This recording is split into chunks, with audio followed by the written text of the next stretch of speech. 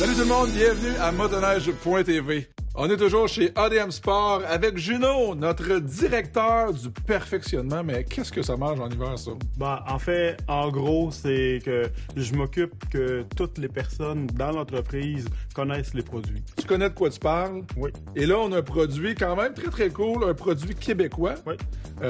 Pour ceux qui ont des problèmes de pieds froids comme moi. Effectivement. C'est un peu ça? Oui, c'est un produit qui existe depuis 20 ans. En fait, une compagnie qui existe depuis 20 ans. Oui. Qui est située à Drummondville. Donc, encourager une belle compagnie québécoise. Ouais. Familiale en plus, Familiale hein? en plus. Familiale. Effectivement. Donc, la compagnie Confortec existe parce qu'il y a eu un problème. Oui, à la base. Donc, à la base, donc, ouais. comme tu as dit tantôt, les pieds froids. Donc, ils ont inventé la semelle chauffante faite pour tous les types de pieds, finalement. OK. Ça chauffe vraiment le talon complètement. On peut même couper la semelle si on veut. Mais là, Juno, c'est pas juste un petite bébelle à batterie qu'il y a là-dedans. Là. C'est plus que ça. Là. Effectivement, c'est très élaboré. Puis, on parle depuis tantôt là, qu'on peut utiliser les produits avec une batterie, mais on peut utiliser les mêmes produits branchés sur la motoneige. Wow, c'est très important. Donc, on va avoir un chauffe-fesse, on va avoir des pantalons, on a des semelles qu'on a parlé, on va avoir des gants, on a aussi des vestes sans manches, une veste avec manches. Donc, c'est gamme complet. Ouais, c'est une gamme très, très complète. Là. Vraiment très complet, donc habillé de la tête aux pieds. Oui. Il y a beaucoup de compétitions, on le sait, dans le monde là, du vêtement chauffant. Plusieurs entreprises qui le font. Oui. Donc, qu'est-ce qui est spécial avec ça? Là? Ben, en fait, c'est la durée de charge. Okay. La durée de vie de la semelle peut durer jusqu'à 30 heures. Donc, moi, j'ai quand même une shape d'ancien athlète, on va se le dire. Là. Effectivement. Mais il y a des vêtements puis des grandeurs pour tout le monde là-dedans. Oui, effectivement. Donc, le manteau va de 3X small à 3X large. Okay. Donc, ça habille tout le monde. Oui, la famille au complet. La famille au complet, hommes et femmes. C'est vraiment fait par des gens d'ici, pour des gens d'ici. Effectivement. Donc, wow, Confortec, la gang, retenez ce nom-là.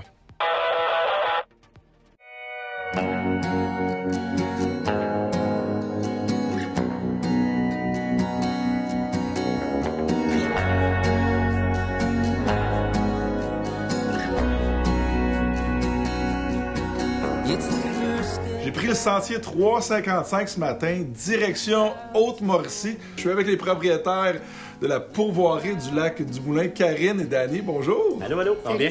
Salut! Merci de me recevoir, premièrement. C'est vraiment exceptionnel l'environnement dans lequel on est. Pouvez-vous nous parler un peu de comment l'aventure a commencé ici? Bien, ça fait 5 ans qu'on est ici. Donc, ça fait 5 ans que le relais de motoneige tourne à fond. On a apparu ici, je vous dirais, comme un cheveu sur la soupe. C'était non prévu dans notre plan de vie. C'est souvent ça, hein? C'est souvent ça, exact. C'est un événement malheureux là, dans notre famille qui est arrivé, le décès de mon père qui nous a apporté là, ici. C'est une longue histoire, c'est une histoire de cœur. On est ici avec une grosse passion, puis on est ici aussi pour honorer la mémoire de mon père. Fait qu'on vit cette expérience-là depuis 5 ans, puis on est très heureux, on est très enchantés d'accueillir du monde comme vous autres. Donc, vous l'avez dit, c'est une histoire de cœur, de passion à la base. Je pense à la pourvoirie du lac du Moulin. Pouvez-vous nous expliquer un petit peu les installations qu'on a ici? Parce que je suis arrivé, premièrement, super impressionné de voir. Vous avez des installations écœurantes, les garages, les chalets, tout ça. C'est vraiment exceptionnel. Là. On est actuellement sur une île qui est au centre du lac principal, qui est le lac du Moulin, qui est au centre d'un territoire de 100 km², qui englobe au total 30 lacs.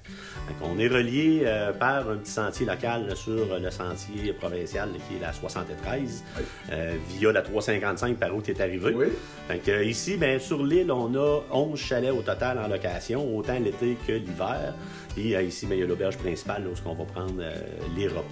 Donc, quand votre clientèle arrive ici, ils ont leur propre chalet. Oui. Mais évidemment, il y a un centre central, une espèce de gros chalet central où on se trouve présentement. Oui, puis vous offrez les services justement pour les accueillir. Là. C'est en plein ça. Les gens, quand ils viennent ici, ont souvent un forfait le motoneige. Donc, ils ont le souper et le déjeuner d'inclus. Ce qui se passe ici, en en salle à manger. Donc, il y a plein... on peut aussi accueillir les gens qui vont passer, qui vont être de passage seulement pour venir dîner, venir prendre un café, venir prendre une bière. On offre aussi là, la bière La Pêcheresse, qui est une microbrasserie ici à La Tuque. Donc... Comment vous faites pour entretenir tout ça? C'est quand même une tâche assez colossale, là. Effectivement. Faut être passionné. Oui. Faut être workaholic. On a un concept très exclusif où ce que les clients vont se promener avec des VTT l'été. Fait que, on a au total environ 75 km de sentiers à entretenir. Fait que faut être workaholic un peu. Là, tu parles de sentiers, c'est tes sentiers à toi là, que sentiers. Tu dois entretenir pour l'accès des motoneiges, des VTT et tout ça. Là. Fait que c'est un mode de vie, je vous dirais. Il faut aimer travailler dans la forêt, puis il faut aimer travailler tout court.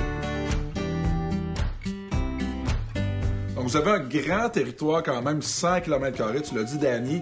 J'imagine qu'évidemment, il faut cohabiter avec les Premières Nations. C'est important, je pense que c'est une de vos missions premières, finalement. Là. Oui, exactement. Ici, on est en territoire Atikamekw. Okay. On est tout près là, de la communauté de Wemotaci. Ouais. Fait que c'est sûr que nous, en arrivant ici, c'est un peu un mode de vie qu'on voulait adopter, le mode de vie qu'eux chérissent. Oui. Donc, on travaille fort là, à essayer de travailler avec eux autres en cohabitation pour le partage de connaissances, etc. C'est vraiment un milieu, nous, qui nous intéresse. Le mode de vie, la communauté Atikamekw. On essaye autant que possible là, de se rapprocher d'eux. Là, ça, c'est indéniable. Danny, comment tu vois l'avenir pour le développement du territoire de la Pauvoirie? C'est vraiment pas évident, je vous dirais. Il y a beaucoup de joueurs qui interviennent sur le territoire. Moi, dans ce que je souhaite, on pourrait souhaiter des choses, là, voir l'avenir, c'est difficile, mais je souhaiterais un petit peu plus de communication entre les différents intervenants, peut-être aussi un petit peu plus de latitude face à les joueurs comme nous autres. Il y a différents types de pourvoiries, il y a différents types de gestion. Nous, on est vraiment axé sur la préservation de la nature, puis je trouve qu'on manque réellement et cruellement de ressources pour aller de l'avant avec ça, puis protéger le territoire, puis le faire promouvoir au niveau richesse faunique. Ça manque beaucoup. Tu sais, on trouve que parfois, on dirait que l'accent est mis sur « vous êtes là pour exploiter, point barre ». Mais je pense qu'en étant occupant du territoire, on a des yeux, des oreilles à temps plein sur la ressource, sur la faune, sur la biodiversité. Puis on serait très bien placé pour avoir un impact positif si on aurait les ressources qu'il faut. Ça résume bien, je pense, la mission un peu de ça. Faut aimer le travail, le outdooring, comme on dit, puis recevoir les gens au bout de la ligne. Donc, Karine, Danny, un gros merci de nous avoir reçus aujourd'hui. Ce fut un plaisir. Merci. Comment protéger sa motoneige contre la perte de valeur? Dès qu'un véhicule neuf est vendu, il perd une partie importante de sa valeur. La solution, c'est l'assurance de remplacement. En cas de sinistre, vous pouvez vous racheter une motoneige neuve puisque cette protection comble la différence entre le montant d'achat et la valeur de votre motoneige au moment du sinistre. Elle rembourse également une partie de la franchise et inclut une allocation de 75 $ par jour pour louer une nouvelle motoneige afin de pouvoir profiter de votre week-end d'expédition en cas d'incident. Bonne randonnée! Cette capsule est présentée par Intact Assurance, assureur officiel de la FCMQ et fier partenaire dans vos déplacements sécuritaires à motoneige. On est de retour chez ADM Sport avec Guillaume, nouvellement directeur général du Grand Prix Skidoo de Valcourt. Guillaume, on était à une semaine seulement du début des festivités du Grand Prix. Là, je dis ça comme si c'était un festival, mais c'est quasiment ça. Là. C'est sur plusieurs jours. Mais un événement, je pense, que les gens veulent voir année après année, c'est l'Ovale. Oui, c'est ça, Ben. L'Ovale reste un peu... l'ADN du Grand Prix, c'est un peu ce qui a mis au monde le Grand Prix. C'était là il y a 40 ans, j'imagine. Exact, oui, c'est ça. Fait que le 40 ans, il n'y avait pas de snowcross. Non. Il n'y avait rien au centre de la piste. C'était vraiment l'ovale seulement. Donc, puis c'est un peu la raison pourquoi on ramène le vintage aussi cette année, pour faire un clin d'œil au 40e. Donc, c'est des machines des années 70 à 90 environ dans le vintage. Donc, il y avait beaucoup de personnes, on avait beaucoup de demandes pour ce genre de machine-là, de ramener ça un peu. Puis, dans mon mandat, était aussi de ramener à la base les courses au Grand Prix. Ouais. Et puis, l'Ovale reste vraiment l'ADN du Grand Prix. Donc, on va être en force avec les champs, avec les Formula 500, les vintage, les motos, VTT. Ouais. Donc, et les F1 sur glace, les F1 de la motoneige. Mais là, tu parles de vintage. Est-ce que les motoneiges vintage, c'est assez rapide pour donner un bon show? Oui, je te dirais, c'est quasiment aussi rapide que les Champs. Surprenant. Ouais, c'est très surprenant. On peut dire qu'ils sont pimpés. Ils ont fait beaucoup d'améliorations, de modifications à ces machines-là. Puis c'est un peu ça. Ça fait qu'ils sont très rapides, comme je dis, autant que les Champs. C'est sûr que le Champ reste le Champ. Ben oui, évidemment. Mais les fabricants, comme je disais un peu, les fabricants essaient d'emmener une nouvelle catégorie qui est la Formula 3, qui est la F3 dans le fond, qui est un peu la même machine que le snowcross, mais pour l'ovale. Donc, la plupart des top runners en Champ ont une F3 des fabricants. Donc, du côté de BRP, là, il y a Gunnar Stern qui en a une, et puis la plupart, ils veulent développer ça parce que les gens, ce que les fabricants veulent, c'est que les gens se voient avec leur machine sur la piste. Oui. Donc, c'est un peu pourquoi que le snowcross a beaucoup qui est très populaire de ce temps-ci. Ouais. Mais sur l'Oval, on a vraiment on a de l'histoire du côté de l'Oval avec mon oncle Jacques. Ben, absolument. Je m'en allais le nommer. On peut pas parler de l'Oval, de la course sur Oval au Grand Prix ski de Valcourt sans parler évidemment je m'en allais dire des multiples crashs et accidents de mon oncle Jacques, mais ça fait partie de l'histoire. Mais ça fait partie de l'histoire, mais tu sais, souvent les gens ils se rappellent de ça pour un peu, comme tu dis, les crashs, mais pour de vrai, il y a eu de super performances. C'est pas juste... C'est sûr que les crashs ont été un peu côté dramatique, c'est ce qu'on se rappelle comme dans tout sport, mais il y a vraiment eu de très bonnes performances de Jacques Villeneuve à Valcourt. Puis c'est un peu pour ça que les gens ils ont toujours trippé sur aller voir, on peut dire, le spécimen Jacques Villeneuve. Absolument. Mais tu sais, au Québec, on a quand même de la relève un peu de ce côté-là. On a une Sabrina Blanchette qui est une jeune dame, dans le fond, qui course aussi sur la terre battue, mais qui, en ovale, sur glace, est vraiment très, très bonne. Là, cette année, elle s'en va aux États-Unis pour être de plus en plus près même pour le Grand Prix. Elle va avoir fait le tour pour être le plus en forme possible, pour pouvoir performer, puis son but, c'est de battre les hommes. Imaginez, les boys, préparez-vous parce que vous allez avoir de la compétition du côté de la jante féminine. Oh oui. Donc, on est à une semaine déjà de l'événement du Grand Prix Skidoo de Valcourt. Est-ce qu'on peut encore se procurer des billets? Sans aucun problème, au grandprixvalcourt.com. Oui. Il y a encore de la place. On a du stationnement amplement. Super. Puis, on est prêt à vous accueillir 10, 11, 12 février. Super. Bon, merci encore pour l'association. Et on se voit au Grand Prix Skidoo de Valcourt. Je m'appelle Sabrina Blanchette, j'ai 26 ans, je viens de Québec, j'habite présentement à Drummondville. Come up and it's showtime at the Dirty Complex. Hang on to it. Races down into the corner. Sabrina Blanchet, still your race leader out. Turn number 2. Sabrina leads him down the front straightaway. En fait, l'hiver, moi, je course dans plusieurs catégories sur l'ovale glacé. Puis l'été, je course en terre battue en ovale. Puis je course en catégorie STR et Lightning Sprint.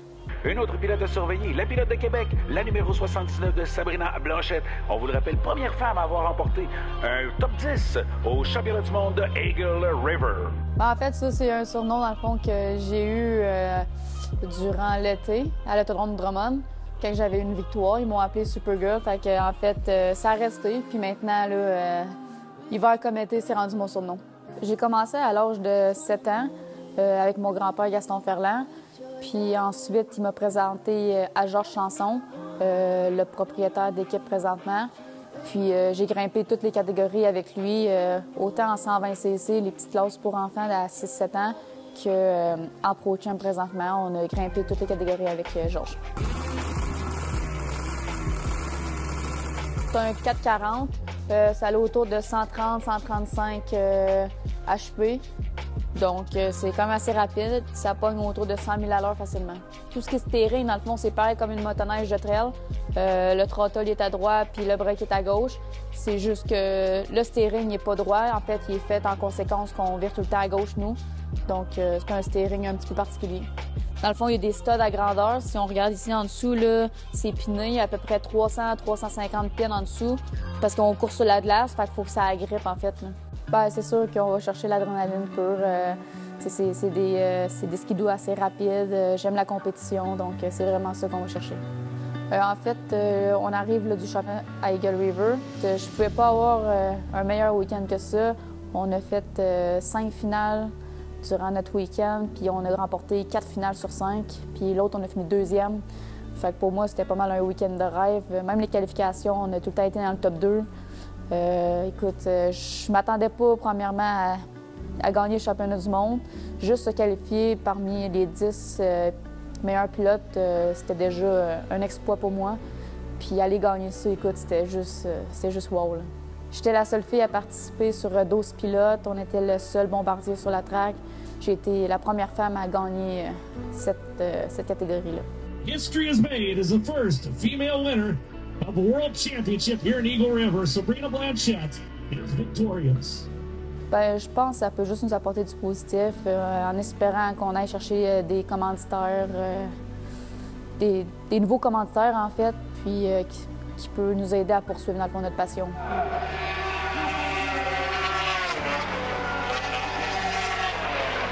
En fait, c'est ça, nous, ça va faire 16-17 ans qu'on course au Grand Prix de Valcourt. J'ai débuté en junior 340, puis j'ai fait aussi ensuite junior 380. Ensuite, j'ai grimpé en Sport Champ, puis j'ai fait semi-pro champ, puis maintenant on course en pro champ. Ça, c'est sûr que la victoire nous a donné de la confiance, mais par contre, on s'entend qu'en pro champ, c'est pas les mêmes pilotes, c'est pas les mêmes motoneiges, donc on va s'ajuster, puis on va essayer d'aller chercher la victoire. Moi, ce que j'aime du Grand Prix de Valcourt, c'est bien, premièrement, on est très proche de chez nous. Toute la famille, commanditaires, amis peuvent venir nous voir puis nous encourager. Puis c'est vraiment ça. C'est quand même assez grandiose, le Grand Prix de Valcourt, donc puis c'est chez nous. Donc on va juste essayer d'aller chercher plus de victoires puis d'être encore plus compétitive année en année.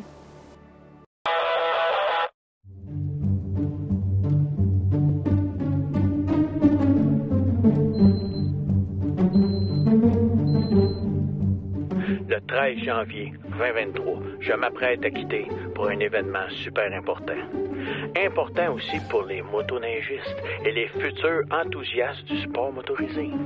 Je me suis arrangé pour être invité aux portes ouvertes de la Fédération du Club de motoneigistes du Québec cette année à Matane, en Gaspésie.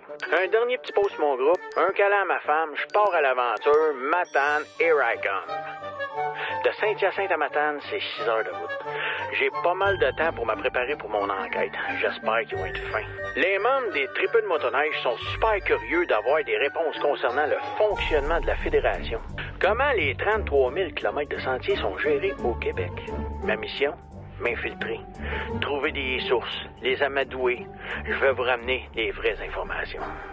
Je les ai aidés à monter à la salle, puis j'en ai profité pour aller dans un bureau, pour aller chercher des informations, et j'ai trouvé des dossiers top secrets.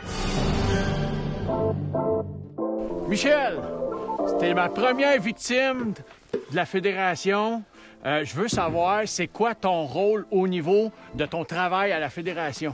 Bien, moi, je suis agent de liaison pour toute la région de Gaspésie et de la Madeleine. Fait que j'ai 18 clubs à m'occuper pour tous les travaux d'infrastructure, mise à jour des cartes de sentiers. Fait que je suis les yeux et les oreilles des 18 clubs, puis je suis aussi les yeux et les oreilles de la FCMQ ici dans la région 01, Gaspésie-les-Îles. Tu nous parles d'infrastructure, de gros travaux, de tout le kit, tu gères tout ça. Bien, les bénévoles, comment ça fonctionne ici? Les bénévoles, c'est la colonne vertébrale des clubs. Puis c'est partout comme ça au Québec. C'est la même chose en Gaspésie. Sans les bénévoles, les clubs n'existent pas. Exact. Les sentiers n'existent pas. Okay. Fait, il faut recruter, il faut faire de la prospection pour essayer de les amener avec nous. Puis, il y a beaucoup de motoneigistes, de toute façon. Le nombre de motoneigistes ne diminue pas, il augmente. Il augmente, surtout depuis la pandémie. Là. Exactement. Mais il faut les intégrer, il faut les impliquer directement. Puis, la relève est là, mais elle est dure à aller chercher. Ouais, c'est ça. Puis, ça a changé, bien des choses ont changé. Mais il ne faut pas se décourager. Je pense que c'est un sport qui est merveilleux. Là. Moi, j'ai su de quoi, par exemple? J'ai eu des échos que vous commencez à travailler sur le hors-piste. Oui. Il y a plusieurs compagnies dans le secteur de Tourelle et jusqu'à Mont-Saint-Pierre. Fait qu'on a eu beaucoup de discussions avec eux dernièrement. On est en train de mettre en place un système qui va permettre à toutes les parties, à tous les motoneigistes de pouvoir profiter de leur sport, autant dans les sentiers fédérés qu'en dehors des sentiers. Merci beaucoup. Moi, je vais aller continuer mon enquête. Parfait. Fait que Stéphane, merci de m'avoir fait comprendre beaucoup de choses. Un matin, dans une conférence de presse, tu as annoncé quelque chose de big. On a fait une présentation dernièrement au préfet du secteur qui présentait une genre de carte avec des sentiers aussi partagés avec la pratique du hors-piste, mais aussi des portes de sortie pour eux. Pour pas essayer d'emprunter nos sentiers. De notre côté. Puis, avec le but, ça va être de créer des secteurs de stationnement incitatif, de mettre une signalisation, ou même avec le milieu, dans la restauration, des pamphlets ou des napperons qui pourraient dire, regardez comment que ça fonctionne chez nous. Ça prend un respect de tout le monde ensemble. Mais en même temps, avec le temps, on va les sensibiliser à aller de l'avant. Il y a un sérieux problème de vagabondage à la grandeur du Canada, à la grandeur de l'Amérique du Nord. Sentier, oui. C'est ça. C'est des gens qui quittent les sentiers puis qui vont se promener sur des terres privées. Ça nous fait perdre des droits de passage, ça fait perdre des sentiers. Alors, on a fait un processus de lobbying auprès des fabricants pour qu'ils nous aident à sensibiliser les gens. Et ce qui est ressorti de ça, c'est le programme Je m'engage. En anglais, c'est Take the Pledge. Donc, il y a un site web qui a été fait. On est allé chercher des influenceurs, des vedettes de l'industrie motoneige au Québec. C'est de vraiment demander aux gens de s'engager à respecter les terrains publics et à circuler uniquement où c'est permis de le faire. Chose qui va nous aider à pérenniser l'industrie pour l'avenir, pour les prochaines générations. Fait que dans le fond, c'est comme un guide vers le hors-piste, puis ça va être merveilleux. Je pense qu'on est capable de cohabiter. Oui. On est dans toutes des belles terres publiques ici de la Haute-Gaspésie. Il y a un grand secteur pour aller s'amuser. Mais de l'autre côté, on a une TQ aussi qui est très achalandée par nos touristes qui aiment faire de la motoneige. Merveilleux. Fait que c'est ici le projet pilote. Exactement. On va appeler ça comme ça. Hey, ça va être super, ça. La gang de la Fédération, je vous le dis, c'est des humains. Ils sont fins, ils sont gentils.